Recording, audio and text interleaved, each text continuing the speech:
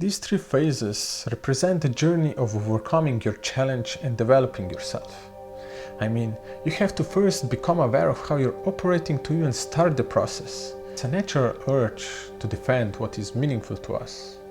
But can you see what makes the change so hard? Hello there, and welcome to the mental aspect of what it takes to heal chronic back pain. This video is a basic foundation that's meant to give you a bigger picture of how your mind affects the journey of healing and health in general. So, depending on your requests and how this channel evolves, I'll also dabble into some specific topics like, for example, how to deal with pain, how to deal with emotions, how beliefs affect us, and so on. So let's just see how it goes and we'll go from there. Alright, let's begin. So this might be actually the toughest aspect to deal with. The challenge is that each individual has a different mind and experiences life subjectively. So you can guess how complicated it can get. Well, it only seems complicated, and we're the ones that are making it complicated. The answers are usually pretty simple, but what's hard about it is making the change. But the change is necessary so you don't get stuck in the same old loop over and over and over again and feel all of this resistance that is inside of you. So, why is the change so hard for us? Well, mostly because of our identity, our ego, that just wants to protect itself. It's a survival mechanism. Just think about it. If you change yourself, you'll start to operate differently, and that is a huge threat to the ego. The ego is always afraid of what will happen in the future and likes to get stuck in the past. Every change is a potential threat to it. So, if the change is a threat, what's the natural thing that occurs? Let's give it an example so you'll be able to understand this more deeply. If you wish this exercise to be more effective, please do your best to immerse yourself in this story. Okay, imagine that your friend or somebody else accuses you of being something that you yourself do not believe that you are, especially something that insults you. Maybe you were called incompetent, naive, or a weakling, you name it. Go back to that first memory that comes to your mind and observe it. You can take your time. What did such a situation do to you? How did you feel? What did you do? What usually happens in such a situation is that we automatically react. We start to defend ourselves and explain why that person has the wrong view about us. Or even worse, we start to attack that person. This is the mechanism of our ego, which is just trying to protect your identity, your beliefs and desires, so it can carry on being the same. Now, let's go back to that memory and do your best to imagine stopping that reaction. You do not explain or defend yourself. How would that feel? I'm guessing that would be quite painful, or at least uncomfortable. It's a natural urge to defend what is meaningful to us. But can you see what makes the change so hard?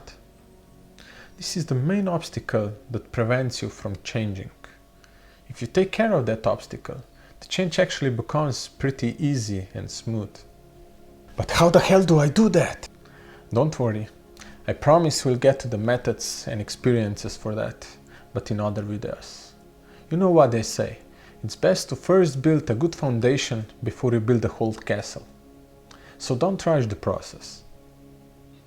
Okay, so we explored a little bit about the ego and the change, which is the first step to become conscious of how you're operating. Now, we can call that phase 1 of what it takes to heal chronic back pain in the mental aspect. But there's gonna be 2 more phases that we're gonna talk about. So, what are the other 2 phases? Phase 2 is removing your blockages. Phase 3 is manifestation. Now, These are all just some fancy words, but I'll dive more deeply into them so they get some meaning behind them. These 3 phases represent the journey of overcoming your challenge and developing yourself. I mean, you have to first become aware of how you're operating to even start the process. And then you start shedding your fears and anything that doesn't serve you anymore and is in the way. So you can then proceed to action. I mean, yeah, you could skip phase 2 and go straight to the action. That's fine. But you'll most likely just run in circles until you deal with that block and not get in your own way anymore. It all leads to you becoming more determined, more confident, and trusting that you will get there. That is the basic process that you have to go through. Okay, let's go deeper into phase 2, removing blockages. We all know what a block is in our own way. It's simply something that's in the way of us getting what we want. But how are blocks created? Can I challenge you to see that blocks are created by us and us alone, which basically originate from our beliefs and disbeliefs. You see, we go through life figuring out the world around us based on our experiences. We make conclusions based on our dislikes and likes. That guy offended me, so he must be that, this, or whatever conclusions you make, either positive or negative. Do you get the picture? The more you put things in the box, define it and conclude it, the more restrictions you put on it. By doing that, your experience can't be anything else than what you concluded it to be. Now, I'm not saying don't do that or that this is bad. Some limits are obviously useful and you need them, but there are loads that you do not. This is only to show you how blocks are created. Now, let's go further and see why are blocks created. So the answer is actually pretty simple. Source of why is in our egos that just trying to protect your identity. So whenever you try to do something different that's not part of your character, it will do any number of tactics that work best on you, just so that you can stay the same. Okay, let's continue and go a little bit deeper. So why are we creating our identities? And what are we trying to get out of this? Let's give it an example. So, many people have problem with starting something completely new. I mean, we're all clumsy at the beginning when we're doing something we have never done before, but many people get discouraged from even trying or sticking with the process, and it's mostly because fear of failure. This could have many deeper reasons why it gets triggered inside of us. Fear is just a response to our idea of what could happen, but it's not the source. I guarantee, at least in most cases, that it originates from our desire to be loved. I know maybe it sounds cliché, but just listen. Love is something that every human being craves and needs. To be accepted by your friends, your family, other people, and in the end, you yourself. Because you see, at some point in your life, you realize that just being you is not good enough. That self-perception starts when we were just babies. And it doesn't really matter if that perception is true or not. That's just how we feel. This creates a false identity of not being good enough. To become good enough, we had to create different strategies just in order to get attention. I mean, even if somebody looks like he doesn't want it, it's just another form of seeking attention by playing a victim or a rebel. Now that's tough. Constantly adjusting yourself just so you can fit in and feel worthy. Isn't that just draining? Can you ever be your true self in this way? I encourage you to take your time and think about this. Try to observe how it feels in your body as well. Alright, now that we have a better picture of how blocks are created, let's explore how we can remove our blocks. If deep down we're all seeking love in one form or another, and we're creating these different strategies in order to get it, can you see how this creates some sort of a mask not being able to be ourselves. By being something else than what you really are, well, you're basically betraying yourself on some level, as that can only mean that being the real you in this situation is not good enough. This is where self-acceptance plays such a big role. When you start to fully accept one aspect of yourself at a time, the aspect that was pushed away, that you didn't really want to recognize it, that's when you start to dissolve the feelings and blocks that are connected to that aspect, unlocking yourself layer by layer. I know very well that this is not as easy as it sounds. I mean, most of the time we don't even realize we're denying ourselves. But the thing is, we don't really have much choice. I mean, okay, we can definitely ignore the problem, but life always finds a way to bring it back to us. Just a different story or a new face. If you don't deal with this problem that is in front of you, the tension inside of you just grows and grows, and you continue to run in circles. So first, just work on accepting the current state that you're in right now. Now, that doesn't mean that this state defines you. It's just acknowledgement and acceptance that it is okay that you are in this state. But at the same time, you know that you're a lot more than just this current state. When starting this process, a certain fear might appear.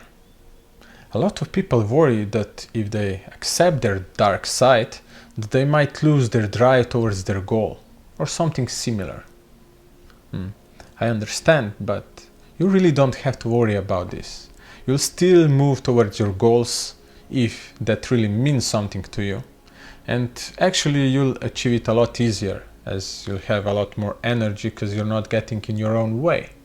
So, when you let go of what happened in the past and you let go of your worries in the future, you start to open up space inside of you and you can finally breathe again. This is just in general how blocks get dissolved. There are many methods and ways to approach this process, and I'll provide some on this channel so we can move from understanding to actually doing it. So don't just stay in your head, fulfill it with your body. That's why you have it. Okay, let's move on to phase 3, which is the manifestation. Now this is the part where we focus on achieving your desired future. So now that you have removed your blocks and you removed your limiting beliefs, you can finally go all in. This is the phase where we focus on building up your decisiveness and confidence. So let's tackle this magical formula of manifestation, which is desire, belief, and expectancy. These 3 ingredients are needed so that you can mentally align and become ready to manifest basically anything that you want. So first, we're starting to build up our desire, which you can look at it like a reservoir of your willpower. The more you build it up, the bigger is the pull towards that goal. So it basically fuels every activity that you do, making it a lot more effortless and enjoyable.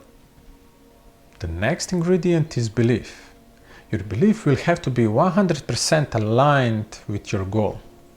You have to believe that it is possible to do, otherwise you're already blocking yourself and you'll feel a lot more drained working towards your goal. That's why it's so important to first work on your blocks and self-limiting beliefs. But please don't get me wrong. It's totally normal to have fears and doubts on tough days. I had them too. I mean, emotions got the better of me when I was progressing and feeling a lot better, just to get slammed back down again. But if you look on the long term, you're gradually moving forward. So enjoy your victories. You have to come to a point when you just know and feel that it is gonna happen. This further embodies the confidence and decisiveness inside of you. Just imagine what it would be like to know for sure that you're gonna beat your situation, reaching that freedom for yourself. Well, it's important to align yourself with the goal that you're trying to achieve, and this is the magic formula to do it. Alright, we made it to the end. This was quite a ride. Let me share some final thoughts with you. This is in general what it takes to overcome your tough situation from the mental aspect. I did my best to paint the whole picture, but please don't overwhelm yourself with this. Start small, take one step at a time. This will be the most effective if you apply what you learned here to your current situation, to the problem that is right in front of you. I hope this video fired you up, at least a little bit. Just go and start doing. Don't just wait for something. That's my advice to you. If you don't know how or where to start, or you just like to go deeper into your process, contact me and we'll start making a plan and work on your situation together. You can find out how to reach me in the description below. But no worries, loads of concrete videos are coming that can help you do it on your own as well. Well, this is it for the mental aspect of what it takes to heal chronic back pain. If you have any questions, just go for it. I like good discussions. Take care, and I hope to see you in the next video, which is the physical aspect.